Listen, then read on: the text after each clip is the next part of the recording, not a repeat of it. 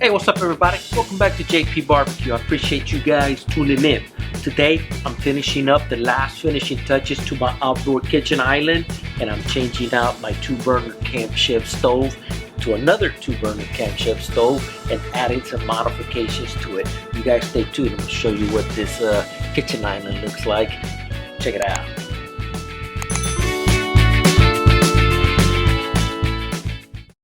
So I've been working on this outdoor kitchen island already for a little while. It's probably going on a good year.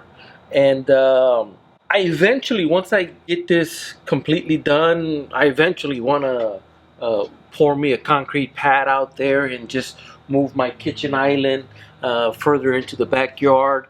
Maybe put it over a gazebo or a canopy or something like that. That way it gives me something to cook out there, and I'm not right here in the carport because, you know, I am taking up a little bit of the carport. It kind of drives it doesn't drive my wife crazy. She's okay with it. But, you know, I want to get it out of here because this is where the cars park, you know, and getting it out there, you know, I can get my Lone Star grill moved out there. I can get my Weber's and my other smokers and build me like a small little kitchen gathering place, you know, where I can do some cooking and do some filming and, you know, and maybe even entertain some friends and some families. So this kitchen island, I'll tell you a little story about how I built it. You know, I built this myself, and it's kind of like an L shape, and I built in a little pocket right here for the 2-burner stove that I got. And originally, I did not know this, but Camp Chef makes like 2 different versions of the types of burners that they put inside the 2-burner one. And the one that I had originally is what they call the outdoorsman. And the way the flames come out of it, I want to say it's probably a little bit higher BTUs because the flames would just come out and around, you know, whatever I was using, whether I was using my pots or my pans, or heck, even if I had my griddle, you know, I could see the flames, you know, coming from around the side. So this one that I got, I bought this one just the other day, and this one is called the Explorer, and the burners are completely different.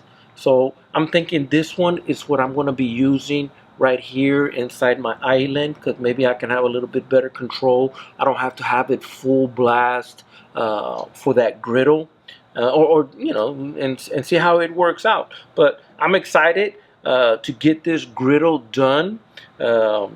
What I did this weekend, also in addition, I finished painting this outdoor island of mine.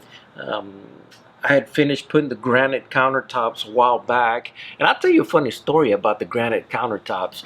My brother-in-law that lives up in North Carolina, he works at a funeral, not a funeral home, but I guess he works at a cemetery. And when I was building this, he told me, hey, we have some slabs of granite, and these are about, I want to say maybe 3/4-inch granite slabs. And he says, we got some granite slabs that are just laying there. And what had happened is when people build their, you know, place of burial, there's, you know, cemetery, their plot, you know, sometimes they'll have leftover material. And this is good granite. This is 3/4-inch granite, and it is solid. He says, meet me halfway, and you know, and I'll get you some. You know, he checked with the owners, and the owner says, yeah, they're not doing anything. Go ahead and just take them, get rid of them. So I met him in Savannah, Georgia, and that's where I shot that little film. We went to Paula Dean's restaurant and ate. So we met in Savannah because obviously we're in Orlando and they're up there, and we met halfway. And he brought them to me, and I brought them back home, and I built my countertop with it.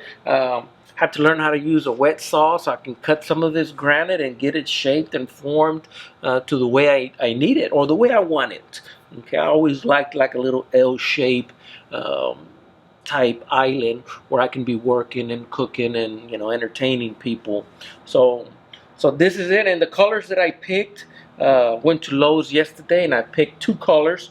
I, obviously with the approval of the wife, you know, she's got to like the colors. So we picked a black for the trim, and then kind of like a uh, toasted almond color, and she liked the color so much. And here's the reason why I like it: the black. It just goes with everything. It goes with my smokers. It goes with my equipment. It goes with the grill. And it's kind of like a neutral color. Really like it.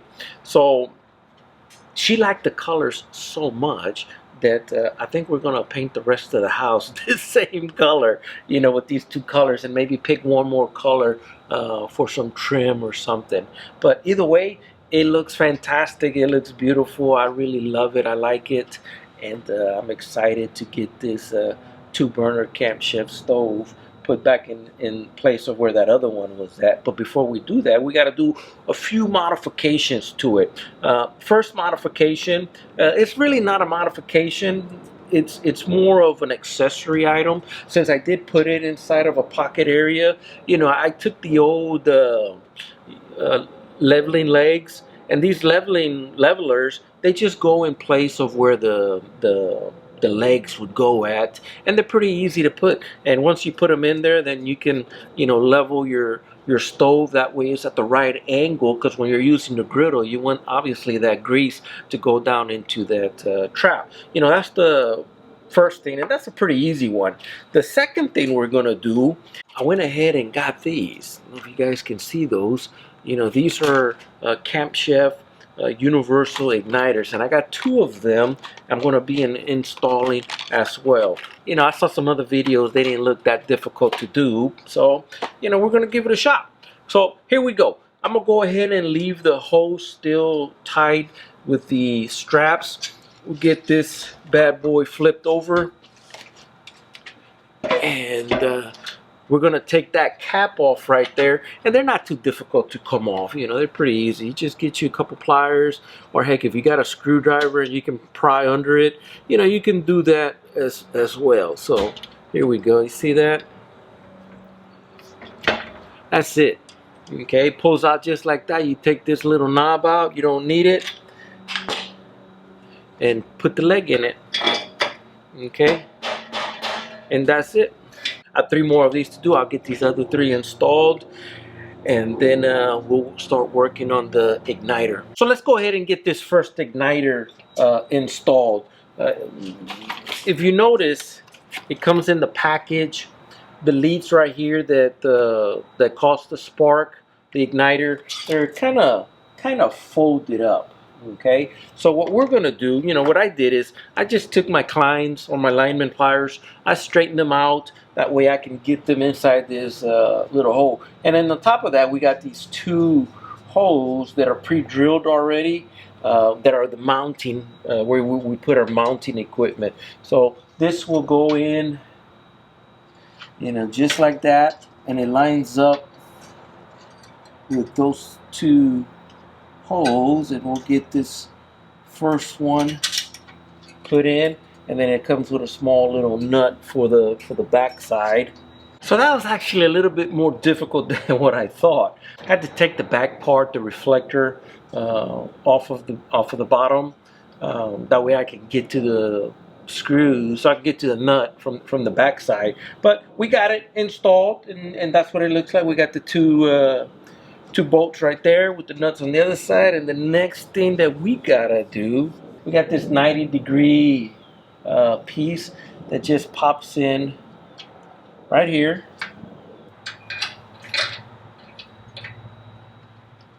Here we go.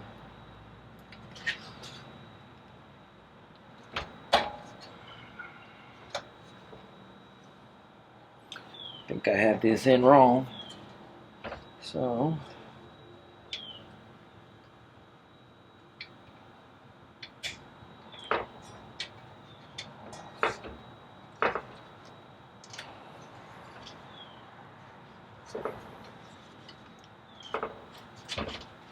alright, let's give it a test, see what happens. We should at least see a spark. And let me get these pieces folded over.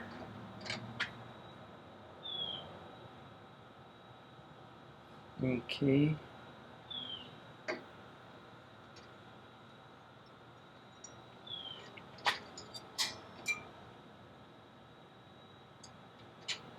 There's that piece like that.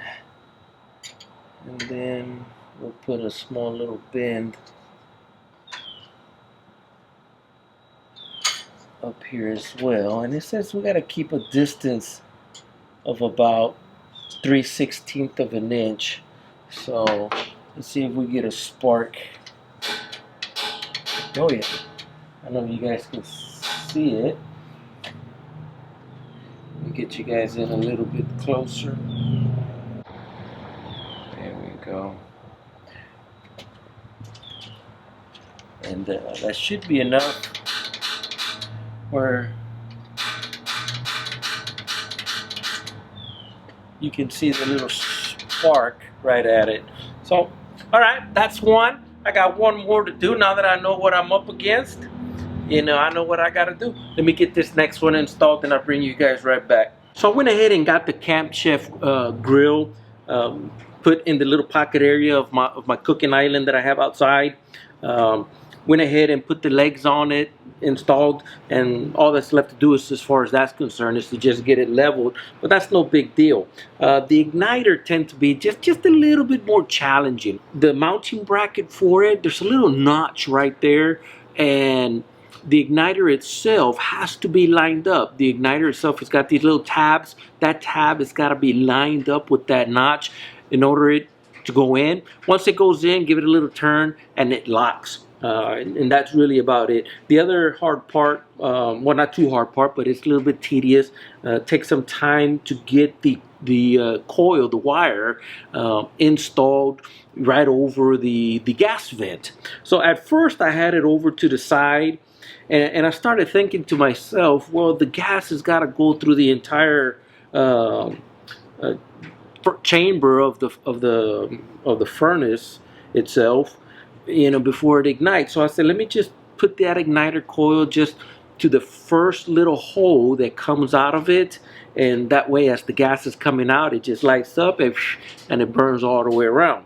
So, you know, I had to play with it a little bit in order to get it done, but you know, it seems to be working pretty good. The other thing that I had to do is get used to working with the controls, you know, the high, medium, and low. And also there's another little control that allows the air to come in and out of your burner. So if you have it wide open and you got it on high, the gas kind of flows in there too fast. And I'll show you what I'm talking about in just a little bit. And then not enough gas is coming out through each one of the little pores in order for it to give you a nice little even burn. So you have to play with that. I don't know what else to call it, but an air dampener. You play with that air dampener and you get it fine-tuned and you should be good to go. So let me show you what it looks like, get it turned on, and show you what I'm talking about. Here we go. And wouldn't you know, have to give it a couple of tries. All right, so what you want is a nice blue flame. The blue flame is the hottest flame that you can get. And I don't know if it's coming out there. The tips of these is kind of yellowish. And let me turn this up, and there we go. And now the blue flames are the yellow flame is gone off of the blue. And I don't know if you can hear it, but it's kind of like, you know, kind of like it's being rushed in there. So if I open the air dampener to where it's on wide open, I don't know if you can notice, but some of the ports, the gas is kind of rushing too fast and there's no flame to be able to withstand there. So what you have to do is turn down the air dampener until you get it just right, and that's about what you want. And for me here, it's about halfway, and that's supposedly high. Let me put this on medium. That's what medium, and you can also see that it's got little yellow tips on it, and we can adjust that any which way we want. See, if I go one way, you see how it gets too yellow? You don't want that, okay? That's not gonna work for you. You know, what you want is something like that, and you achieve that by adjusting the amount of air that goes into the burner. Too much air, or not enough air, that's what you get. Too much air, Okay, and right there is on medium, but if I turn that to high, look what happens. Not enough gas is coming out through each one of those ports on the burner, so I have to adjust this. Whoop, just went up. Let me turn it on medium. There we go. Adjust the air, slow it down is what you're doing. And because I think what happens is you rush too much air and it comes out the first little hole of the burner. So interesting. I'm learning some stuff off of this thing. There we go. And that's kind of what I want. And in most cases, I don't cook with high heat.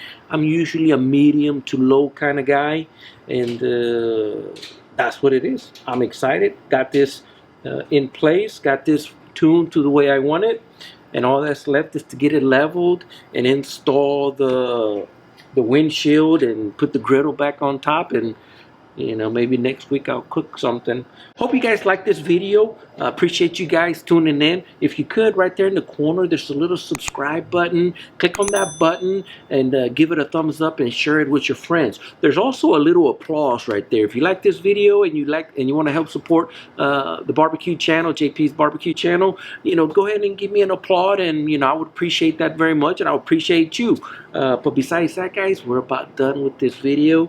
I gotta get this closed up and gotta go. I will talk to you guys later. You guys have a wonderful rest of your weekend, and I talk to y'all later. I love y'all. See ya.